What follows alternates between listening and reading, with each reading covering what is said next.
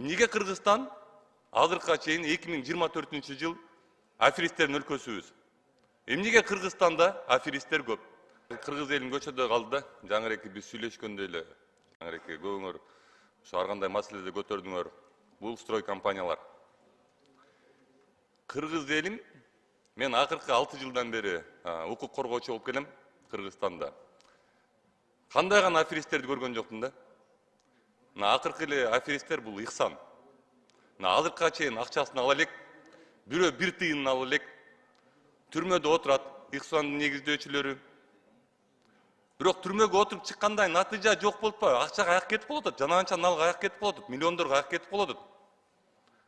Эмнеге Кыргызстан азыркыга чейин 2024-жыл аферисттердин өлкөсүбүз? Эмнеге Кыргызстанда аферисттер көп?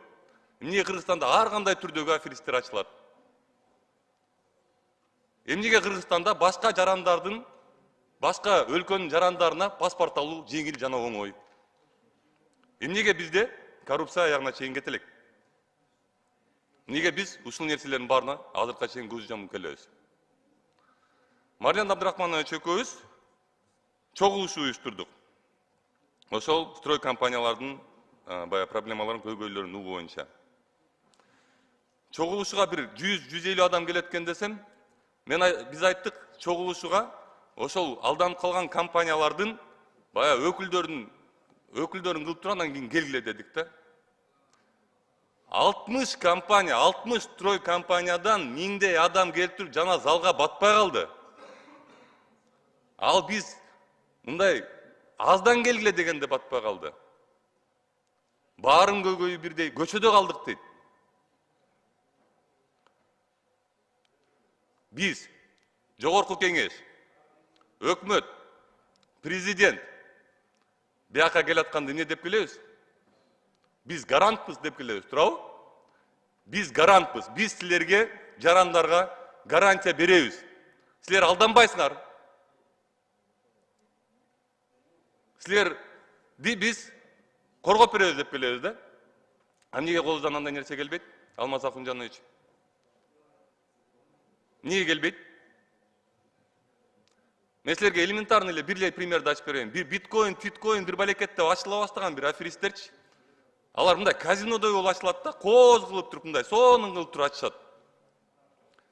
Офисине кирдим дагы, жалгыз бала, Алмаз Акунжанович. Офисине кирдим да, сразу аферисттер мындай эле көрүнөт. Офисине кирип туруп айттым, бир жума берем жабылгыла дедим. Жабылбадыбы? Эмнеге килейген өкмөт ошол нерсени кыла албайт?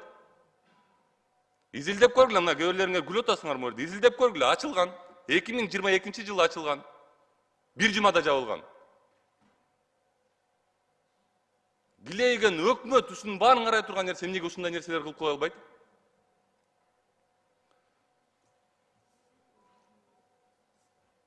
Мына жада калса, биздин коллегабыздын деле компаниясында 5000дей үй бүлө көчөдө жатат.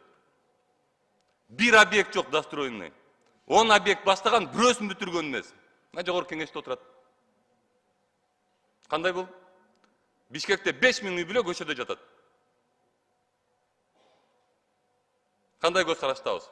Же силерге келбейлби ал боюнча? Силерге кат жазбайлы эшикиңерге? Ар бирөөңөрдө, коллегалар, урматтуу, 90 депутатпыз бул жерде. Ар бирөөңөрдө строй компанияга алданып калган тууганыңар бар. Таанышыңар бар. Ар бирөөңөрдө. Мен баарынан сурап көрдүм. Баарында көчөдөгү кишилердин ар бир адамда тууганы бар экен. Бул канча деген акча? Бул деген миллион деген акча да. Бир строй компанияны изилдеп көрдүм.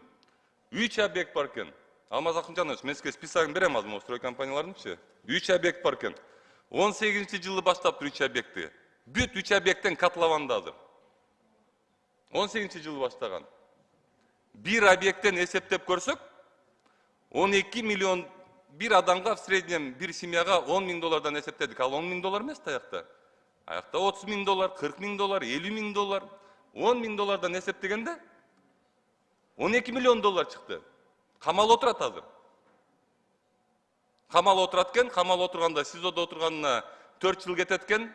аны мунусу менен дагы бир 5 жыл отурат экен да, чыккандан кийин бир эле объекттен 12 миллион доллар менен чыгат экен. Ошондо мындайча айтканда 6 жылда 12 миллион доллар табат экен ал адамчы. Отуруп чыгып туруп. Бир объекттен 3 объекти бар экен Алмаз Акымжанович. Бар эле отуруп чыкпайбы анда?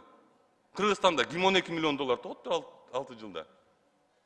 Эмнеге көзөмөлдөбөйбүз ушундай нерсени? Баягыда архитектуранын замы менен сүйлөшүп атсам, дагы бир объект чыгыптыр.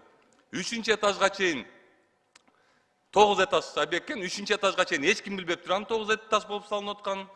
3-этажга келгенден кийин жана немеси кошунасы ызычуу чыгарса, ал 9 этаждык объект экен. Анан кийин архитектуранын бир тарабы немеге сотко бериптир. Бир департаментте. Биз көзөмөлдөгөн жокпуз бул объектти. Бул объект өзү менен өзү самовольно салынып атат десе, экинчи департаменти разрешительный документтерди берип коюптур. Алмаз Акымжанович, салына бергиле дептир. Биз текшердик, болду, сала берсет дептир. 3 жылда 3-этажга чейин алгандай салынган көрбөй туруп. Эмне себептен? Анткени бизде ошондой коррупция. Контроль жок. Анан кийин архитектуранын замы айтат мага. Силер дейт, мыйзам долбоор жазып бербейсиңерби бизге дейт. Биз ошол мыйзам долбоор менен иштейли дейт. Ане мыйзам долбоор жазылган, бизге эле берилген Кыргызстан боюнча. Биз эле мыйзам долбоор жазып, биз эле элдин көйгөйүн коргошубуз керекпи? А өкмөт эмнеге келди анда?